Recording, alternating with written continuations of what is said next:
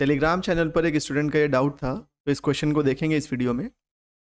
Figure 5.4 shows a small magnetized needle P placed at a point O.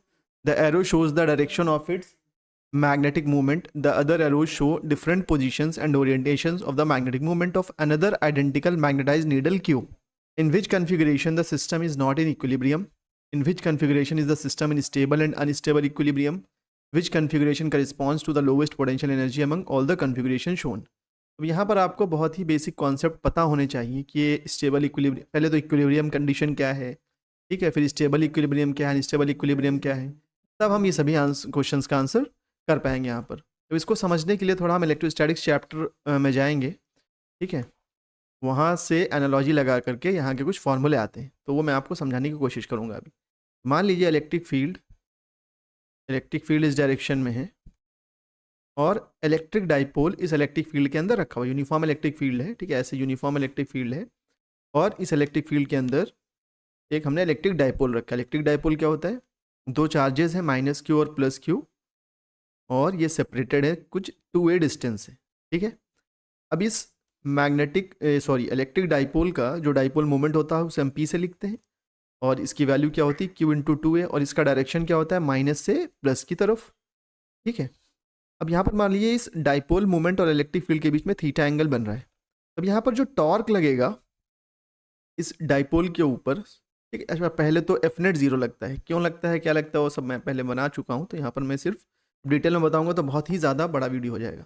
तो F net यहाँ पर uniform electric field की बात कर रहा हूँ मैं, यूनिफॉर्म इलेक्ट्रिक फील्ड में के ऊपर एफ नेट लगता है 0, ठीक है। अब टॉर्क, एफ नेट मतलब नेट फोर्स की बात कर रहा हूँ मैं, लेकिन इसके ऊपर कुछ टॉर्क आता है। टॉर्क का क्या फॉर्मूला आता है? यहाँ पर टॉर्क होता है PE sin थीटा, और पोटेंशियल एनर्जी भी इसके अंदर कुछ स्टोर होती है, उसका फॉर्मूला आता है माइनस का PE cos थीटा। अब इसी तरह से अगर हम एक मैग्नेटिक फील्ड के अंदर, यूनिफॉर्म मैग्नेटिक फील्ड के अंदर एक मैग्नेटिक डाइपोल रखें, यहाँ पर ये इलेक्ट्रिक डाइपोल है, इसी तरह से अगर हम यहाँ पर एक मैग्नेटिक डाइपोल रखें, तो मैग्नेटिक डाइपोल क्या है पहले तो समझ लेते हैं। मान लीजिए ये साउथ पोल है बार मैग्नेट का और ये नॉर्थ पोल है, यहाँ पर south to north magnetic dipole का डायरेक्शन होता है, ये आपको याद रखना है, south to north magnetic dipole का डायरेक्शन होता है, ठीक है। अब मान लीजिए मैग्नेटिक डाइपोल जो है उसका डायरेक्शन ये है, ठीक है, ये एक मैग्नेटिक डाइपोल है, इनके बीच में एंगल थीटा बन रहा है। अब यहाँ पर जो टॉर्क आएगा, जो टॉर्क एक्सपीरियंस करेगा मैग्नेटिक डाइपोल इस मैग्नेटिक फील्ड की वजह से, वो क्या होगा?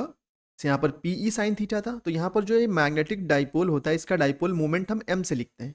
मैग्नेटिक डाइपोल, यहाँ पर इलेक्ट्रिक डाइपोल का हमने डाइपोल मोमेंट P से लिखा है, तो यहाँ पर मैग्नेटिक डाइपोल का डाइपोल मोमेंट हम m से लिखते हैं। तो यहाँ PE sin थीटा था, यहाँ पर P की जगह आप क्या हो जाएगा? m हो जाएगा, और E की जगह B हो जाएगा, और sin थीटा, और इसके अंदर जो एनर्जी स्टोर होगी वो होगी माइनस का MB cos थीटा।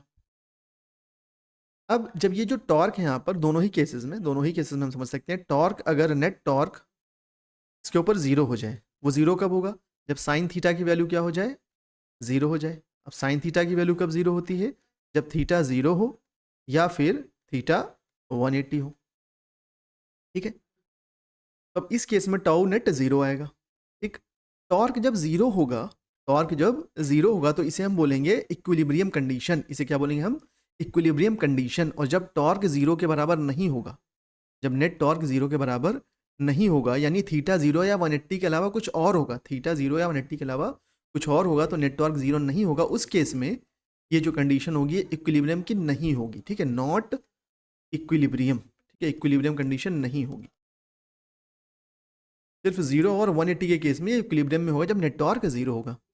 अब 0 डिग्री वाला जो केस होता है ये स्टेबल इक्विलिब्रियम होता है, और 180 वाला अनस्टेबल इक्विलिब्रियम होता है। अब ये स्टेबल अनस्टेबल इक्विलिब्रियम क्या है, यहाँ बहुत डिटेल में मैं नहीं बता पाऊंगा, ठीक है, ये बताने के लिए फिर बहुत टाइम जाता है, तो मैं शॉर्ट में थोड़ा सा आपको स्टेबल अनस्टेबल इक्विलिब्रियम का एक थोड़ा सा एग्जांपल देने की कोशिश करता हूँ। जैसे मान लीजिए इस तरह का कुछ स्ट्रक्चर है और इसके अंदर हमने यहाँ पर एक बॉल रखा, ठीक है, बॉल को थोड़ा सा हमने इधर पुश किया, बहुत थोड़ा सा, तो बॉल इधर ऊपर जाएगी, वापस से अपनी पोजीशन पर आ जाएगी, या इधर हल्का सा पुश करें तो भी बॉल थोड़ा सा ऊपर जाके अपनी पोजीशन पर आ जाएगी, मतलब अपनी पोजीशन को रिटेन कर ले रही है बॉल, तो ये क्या हो जाएगा? Stable equilibrium. यहीं पे अगर बॉल यहाँ पर रखा हो ऊपर, इसको अगर हल्का सा भी पुश इधर किया या इधर किया, ये नीचे आकर के यहाँ इस कंडीशन में पहुंच जाएगी। तो ये वाला जो केस है ये अनस्टेबल इक्विलिब्रियम का है। क्यों? यहाँ पर इक्विलिब्रियम में तो है, ये बॉडी रुकी हुई है, कहीं जा नहीं रही इधर उधर, लेकिन हल्का सा भी फोर्स लगने पर ये अपना स्टेट चेंज करके यहाँ पहुंच जा रहा है।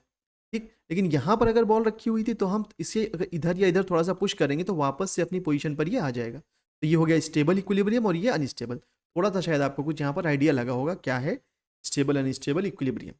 कुछ ऐसा ही इसमें भी होगा कि स्टेबल इक्विलिब्रियम में जब हम इसे पुश करना चाहेंगे, डाइपोल को हल्का सा भी पुश करेंगे तो वापस से वो अपनी ओरिजिनल पोजीशन पे आ जाएगा। लेकिन अनस्टेबल इक्विलिब्रियम में क्या होगा, उसे हल्का सा भी पुश करेंगे तो पूरा घूम के वो स्टेबल इक्विलिब्रियम के कंडीशन में पहुंच जाएगा।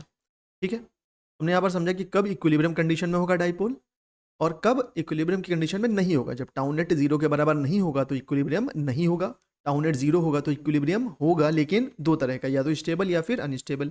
0 डिग्री के केस में स्टेबल इक्विलिब्रियम और 180 डिग्री के केस में अनस्टेबल इक्विलिब्रियम। अच्छा, अब यहाँ पर एक और बात समझ लीजिए कि स्टेबल इक्विलिब्रियम में पोटेंशियल एनर्जी मिनिमम होती है। स्टेबल इक्विलिब्रियम में पोटेंशियल एनर्जी मिनिमम होती है। ठीक है, स्टेबल कंडीशन में देखिए स्टेबल तभी होती है कोई बॉडी जब उसके अंदर पोटेंशियल एनर्जी मिनिमम हो। ठीक है, ये आपको बात याद रखनी, पूरे फिजिक्स में सब जगह काम में ये आएगी। स्टेबल इक्विलिब्रियम के लिए पोटेंशियल एनर्जी बॉडी की या डाइपोल की मिनिमम होनी चाहिए। ठीक है, तो यहाँ पर कुछ बातें हमने समझी। अब आते हैं क्वेश्चन पर। यहाँ पर एक बात याद रखनी है कि मैग्नेटिक डाइपोल का डायरेक्शन साउथ से नॉर्थ होता है, तो मैं यहाँ पर पहले साउथ नॉर्थ लिख देता हूँ सब। तो पी डाइपोल के लिए ये साउथ नीचे नॉर्थ ऊपर, के लिए साउथ ऊपर नॉर्थ नीचे, इसके लिए साउथ नीचे नॉर्थ ऊपर, के लिए साउथ इधर नॉर्थ इधर राइट में, south north south north south north. ठीक है, अब हम देखते हैं यहाँ पर पहले क्वेश्चन में बोला है कि system is not in equilibrium. System मतलब क्या, दो हम लेंगे डाइपोल। देखिए क्यू एक ही है लेकिन अलग अलग जगह पर हमने रखा है। तो पी और Q1 को देखेंगे, पी और Q2 को देखेंगे, पी और Q3, P Q4, P Q5, P Q6 सबको देखेंगे। फिर देखेंगे कौन स्टेबल इक्विलिब्रियम में है, कौन इक्विलिब्रियम में है, कौन नहीं है। फिर बाद में स्टेबल और अनस्टेबल भी देखेंगे। तो देखिए नॉट इक्विलिब्रियम के केस में, नॉट इक्विलिब्रियम के लिए टाउ नेट क्या होना चाहिए, नॉट इक्वल टू 0, मतलब 0 के बराबर नहीं होना चाहिए। 0 के बराबर कब होता है, जब थीटा कितना हो, 0 या 180, मतलब एंगल 0 या 180 के अलावा कुछ और बनेगा तो टाउ नेट 0 के बराबर नहीं होगा। ठीक है, यहाँ पर पी और Q1 देखते हैं पहले। आपको मालूम होगा कि मैग्नेट के नॉर्थ से मैग्नेटिक फील्ड निकल के साउथ में एंटर करती है और मैग्नेट के अंदर साउथ से नॉर्थ जाती है मैग्नेटिक फील्ड। ठीक है, यहाँ पर इसे एक मैग्नेट की तरह आप समझो, तो नॉर्थ से मैग्नेटिक फील्ड निकलेगी। ठीक है, नॉर्थ से मैग्नेटिक फील्ड निकलेगी और इस तरह से साउथ में एंटर करेगी। तब यहाँ पर अगर आप देखो तो मैग्नेटिक फील्ड जो बन रही है पी की वजह से, पी की वजह से जो मैग्नेटिक फील्ड बन रही है और ये जो Q1 है इसके बीच में एंगल कितना बन रहा है, 90 डिग्री। एंगल कितना बन रहा है यहाँ पर, 90 डिग्री। यानी 0 या 180 के अलावा कुछ और एंगल बना, इसलिए tau net not equal to 0 होगा, क्योंकि टाउ पी साइन थीटा है, साइन 90 कितना होता है 1 होता है, तो टॉर्क क्या आ जाएगा P इंटू ई। सॉरी, अगर यहाँ पर देखें, ये तो मैंने इलेक्ट्रिक फील्ड के केस में बता दी, यहाँ पर देखें अगर तो साइन 91 बनेगा तो क्या आ जाएगा, टॉर्क MB आ जाएगा। ठीक है, तो यानी P और Q1 इक्विलिब्रियम में नहीं है। ठीक है, P और Q1 इक्विलिब्रियम में नहीं है।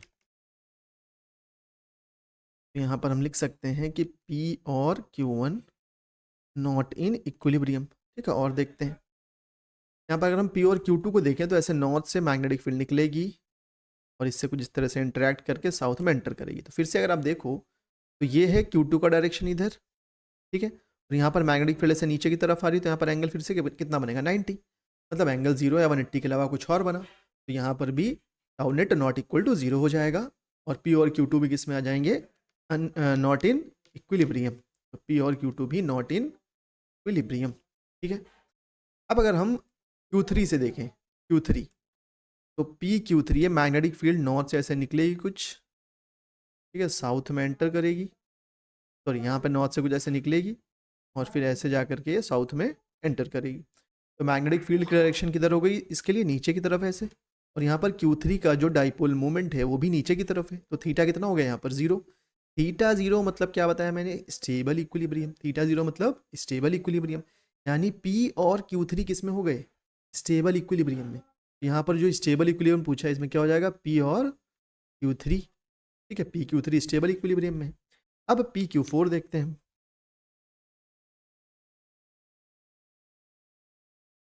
तो P से Q4 का इंटरेक्शन ये देखना, तो मैग्नेटिक फील्ड ऐसे नॉर्थ से निकलेगी। ठीक है, मैग्नेटिक फील्ड यहाँ से नॉर्थ से ऐसे निकलेगी और फिर इधर ऐसे आएगी और फिर इधर साउथ से एंटर करेगी, ठीक है।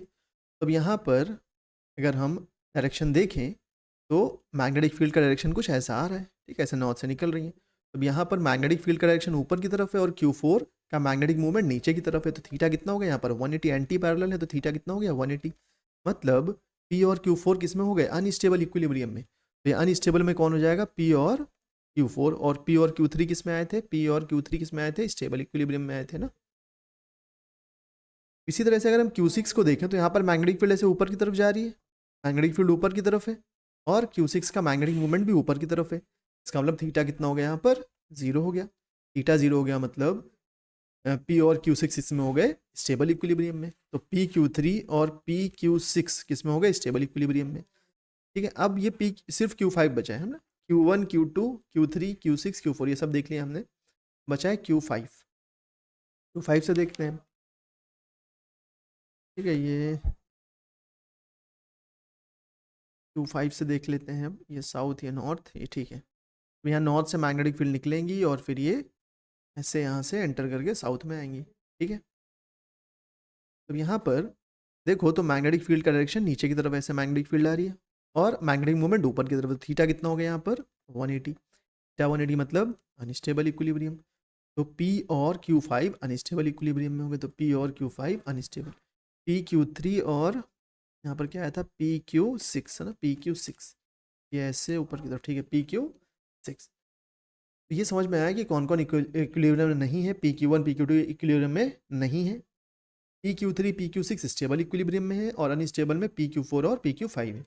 फिर बोला which configuration correspond to the lowest potential energy among all the configuration shown. मैंने पर क्या बताया था कि स्टेबल इक्विलिब्रियम के केस में पोटेंशियल एनर्जी मिनिमम होती है, लोवेस्ट होती है। तो स्टेबल में कौन है, PQ3 PQ6।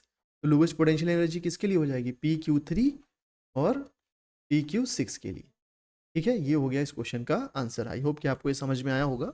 ऐसे ही आप और भी अपने डाउट्स मुझसे पूछ सकते हो टेलीग्राम चैनल पर, जो कि डिस्क्रिप्शन में उसका लिंक दिया हुआ है, ठीक है।